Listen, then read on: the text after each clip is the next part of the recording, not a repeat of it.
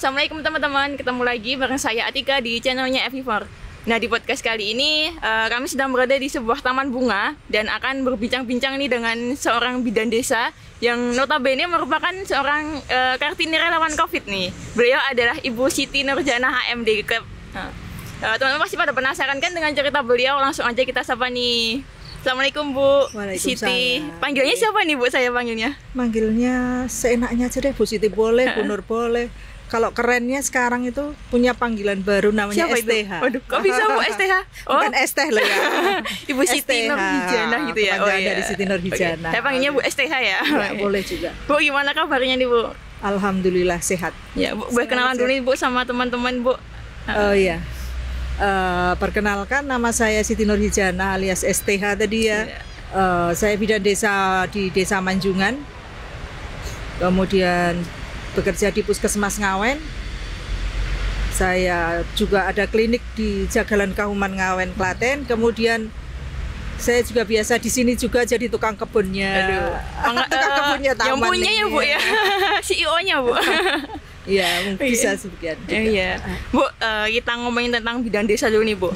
Kan di masa pandemi ini kan yang saya tahu nih Bu, bidan desa itu tugasnya tambah banyak dan berat nih Bu.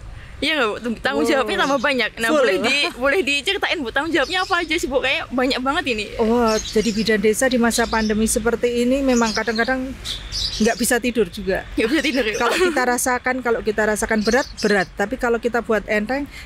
Kalau buat kita enak gitu. Jadi misalnya ya, kita harus, misalnya ada satu aja yang terpapar COVID, kita harus segera tracing. Tracing itu ke rumah pasien tersebut, kemudian mewawancarai siapa, ketemunya dengan siapa saja, yang kontak eratnya siapa aja, kemudian pergi kemana saja, kayak gitu.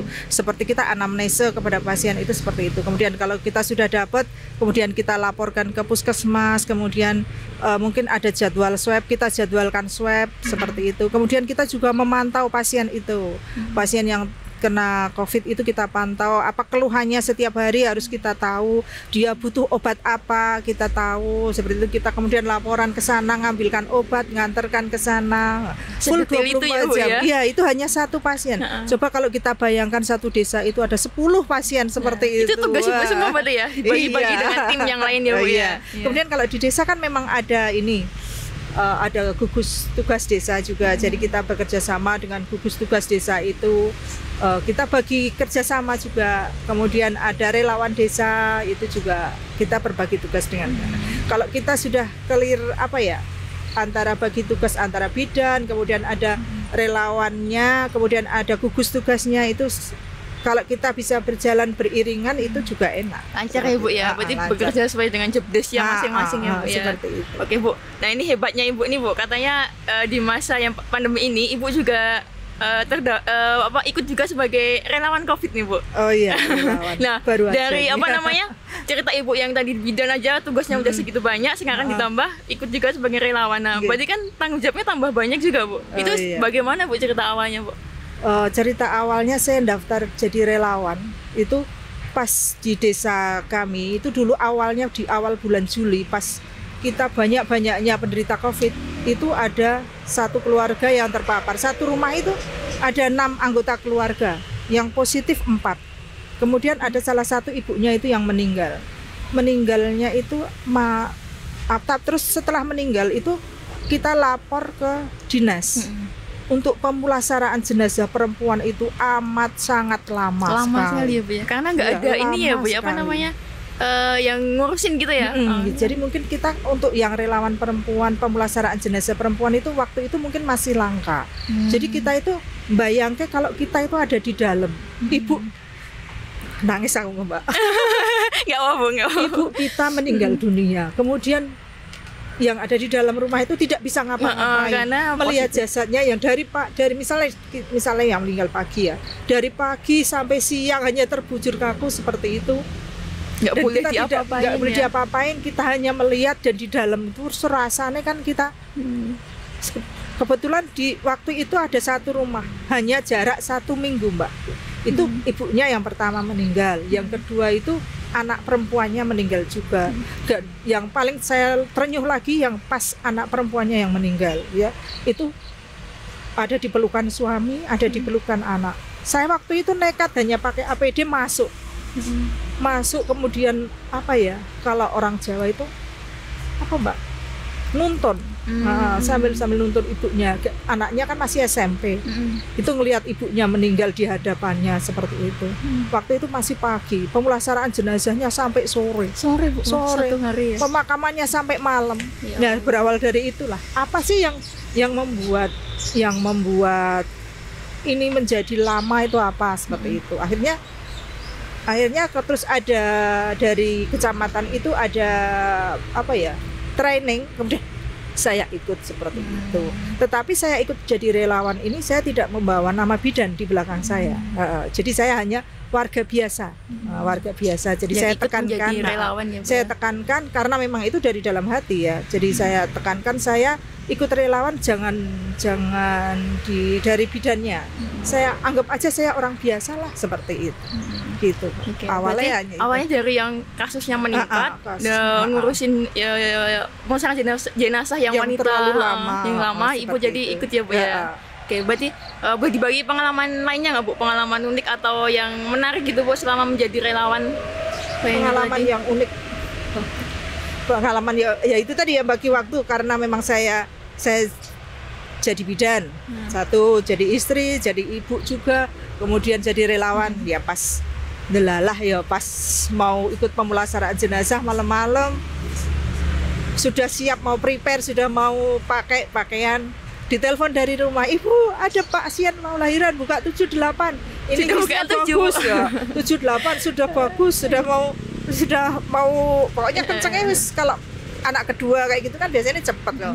Saya minta izin ke rekan-rekan di sana, boleh enggak saya izin dulu pulang seperti itu, padahal itu sudah mau prepare ya pakaian. Ya enggak apa-apa, Bu, seperti itu.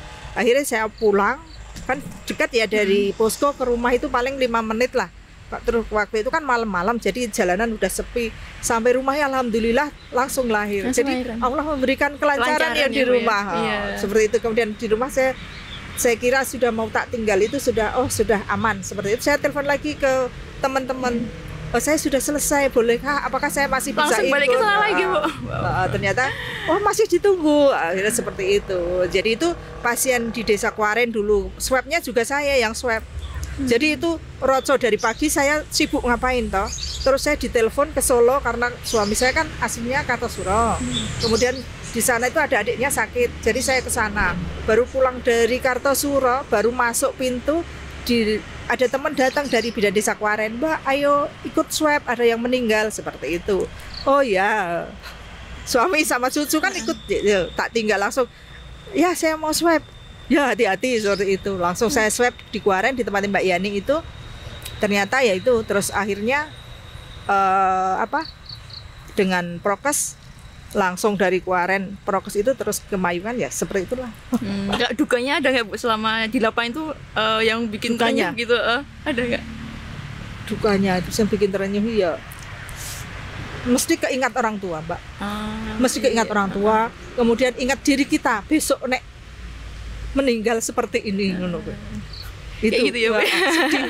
Ya bukan sedih tapi kayak jadi motivasi, kayak berharap dan selalu berdoa semoga orang tua saya kan tinggal ibu juga kan, tinggal ibu, semoga ibuku sehat lah seperti itu. Kemudian kalau saya kan dulu ngeri, Mbak, berapa tahun gitu saya memulasarkan jenazah itu benar-benar ngeri. Satu memulasarkan jenazah itu bisa sampai 1 minggu saya nggak tidur. Karena saya merasa gitu saya ya, Bu? yang dikubur itu saya. Itu. Karena baru sekali ini, Bu, kayak ikut pemulasaran jenazah itu baru ini, relawan ini. Baru relawan ini. Ya itu tadi karena melihat ya seperti apa sih yang bisa saya berikan agar bisa cepat seperti itu. Kemudian dari keluarga Ibu sendiri support gak sih, Bu, dengan Ibu jadi relawan kan otomatis ketemu banyak orang dengan yang positif kayak gitu. Dari keluarga sih gimana? Dari suami mungkin dari anak? Suami, dari anak. Kalau dari anak kan anak-anak saya sudah mentas ya, caranya sudah punya suami, punya anak, saya sudah punya cucu 3. Suami malah ya mendukung lah, biasanya ikut dia malahan. Ikut juga. Tapi kalau pemulasaraan dia emang nggak berani, suami saya nggak berani. Tapi kalau pas kegiatan misalnya kita ke tempat yang positif, saya kunjungan, saya itu diantar. Diantar sama suami ya? Diantar juga. Kemudian Bu, Ibu ada sebenarnya ada rasa takut nggak sih? Kan sebagai bidan dengan tugas yang tadi dijelaskan Ibu, kontak dengan pasien positif, apalagi jadi relawan kan, walaupun pakai APD ketat kan pasti kita nggak tahu ya, walau imunnya turun pasti ya nggak tahu ya virusnya bisa masuk juga. Ibu ada rasa takut nggak sebenarnya? Kalau kita semakin merasa takut, mungkin, tapi kalau diri saya ikhlas sih. Bismillahirrahmanirrahim. Rasa takut itu hilang sendiri. Hilang sendiri. Kadang pas kalau ada gawat darurat itu tidak. Kadang saya tidak mikir sendiri. Yang penting saya nulung. Saya pakai APD 1. Buat los ya Bu ya? Dijalanin aja gitu ya Bu? Dijalanin aja, los. Bismillahirrahmanirrahim. Seperti itu aja. Gitu Bu ya. Kemudian Bu, ada tips nggak buat jaga kesehatan nih? Kan Ibu dengan rutinitas yang padat, apalagi ditambah katanya sebagai CEO-nya taman ini. Tipsnya Bu, apa Bu? Tipsnya apa ya? Senang, dibuat senang, hatinya senang.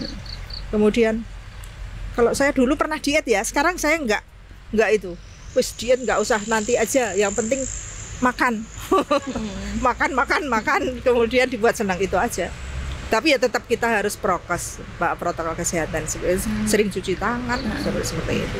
Bu, kan angka relawan kan jika dibandingkan waktu dulu kan sempat melonjak ya angkanya. Itu kan relawan cuma dikit, sedangkan pasien positif COVID yang meninggal kan banyak. Nah Ibu gimana, kan otomatis Ibu bahkan harus siap kan untuk dipanggil kapan aja di tim relawan gitu. Nah Ibu gimana bagi waktunya antara bidan juga harus siap nih dipanggil kapan aja kalau ada yang ini kayak tadi, sebagai bidan, sebagai relawan. Di rumah kalau suami butuh juga gimana bagi waktunya Bu? Kalau saya bagi waktunya gini, mana yang darurat yang didulukan, itu aja. Jadi keluarga juga tidak harus jam sekian harus ada di rumah, jam sekian enggak di rumah, itu enggak. Tapi mana yang darurat yang kita dahulukan. Sama seperti yang tadi kita mau pemulasaran jenazah kan ini sudah meninggal. Kalau ini baru mau melahirkan, ini kan berarti lebih utama yang ini ya. Jadi ini kita tinggalkan dulu seperti itu. Yang darurat ya. Kalau anak-anak kan sudah besar, jadi wis udah ini sendiri dari awal kita memang tanggung. Sudah saya jadi bidan itu dari tahun 94 udah mulai ya, Bu, ya? Jenengan belum lahir ya? Belum Bu. Saya jadi bidan sudah dari tahun 94, jadi anak-anak saya juga sudah bisa hafal. Bu, sebenarnya apa yang ada di hati dan pikiran Ibu tetap bisa stay jadi relawan sampai saat ini sih Bu? Hanya ingin membantu aja, meringankan kemanusiaan, meringankan mereka, beban-beban mereka sebisa saya. Kemudian nih, menurut Ibu apa sih arti relawan itu buat Ibu? Relawannya apa ya Mbak ya? Ikhlas wae lah. Ikhlas jalan ini ya Bu ya. Demi kemanusiaan ya Bu ya. Oke. Ikhlas kita membantu mereka, itu aja. Kita tidak mengharapkan, memang kalau relawan tidak ada imbalan apapun Mbak. Yang penting kita bisa membuat orang lain tersenyum, itu wis di hati kita wis tersenyum sendiri. Benar-benar mengabdi untuk masyarakat ya Bu ya. Wah, hebat sekali. Semoga terus ya. Terakhir ya Bu, ini pesan buat masyarakat nih, biar tetap aware terhadap COVID ini kan masih ada kan Bu. Nah, pesan-pesan buat masyarakat apa Bu? COVID mungkin ya nggak mungkin, memang masih ada. Nanti kalau kita misalnya kita sudah buka, kemudian tetap kitalah jaga kondisi tubuh, jaga iman, kemudian tetap kita protokol kesehatan. Dan jaga imun ya Bu ya. Imunnya tetap ya. Iman dan imun. Oke Bu, Ibu STH. Terima kasih banyak atas sharingnya. Semoga kita doakan semoga pandemi ini cepat selesai. Amin. Ya, kita bisa ketemu lagi dengan keadaan yang berbeda ya Bu ya. Terima kasih banyak Bu atas waktunya. Semoga kebunnya semakin banyak tanamannya. Amin. Semakin laris ya Mbak. Iya, amin. Oke teman-teman, sekian ngobrol kita dengan Ibu STH. Jangan lupa buat subscribe, like, dan share video ini. Sekian, wassalamualaikum warahmatullahi wabarakatuh.